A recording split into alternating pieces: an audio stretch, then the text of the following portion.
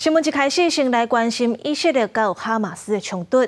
以色列宣布，因的军队已经拍入去加沙地区，甲当地围起来啊。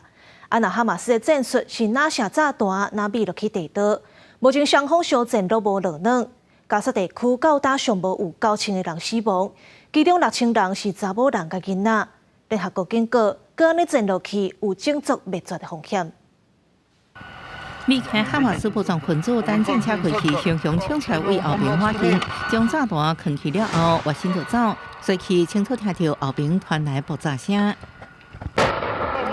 然后提前滑头，向目标连续发射。哈马斯为地面通道发动攻击，抵抗以色列军队的地面攻势。随之，战车大炮外景速度向加沙被围困地区行。以色列总理纳坦雅胡声明，以军是伫战斗高潮已经侵入加沙北部主要都市加沙区。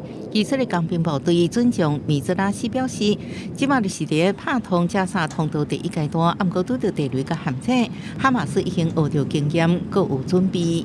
以色列表示，扩大地面行动将近1礼拜，损失10多名士兵，消灭数十名武装分子。除了地面进攻，空袭有关正严重。加沙卫生当局表示，轰炸造成死伤惨重，而且大部分是妇女甲囡仔，水资源严重欠缺，无安全也无清气，加速另类的武器。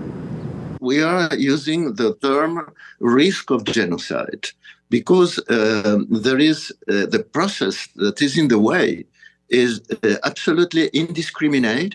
It will be very grave. There is no water at present. Children drinking water from the sea. 巴勒斯坦人医疗援助团体表示，加沙35间病院有1/3无法度运作，真济病院正做临时难民营。美国国务卿布林肯出发去中东进前表示，百姓在冲突当中正做巴顿，会讨论如何减少对加沙百姓伤害。公司新闻黄文玲报道。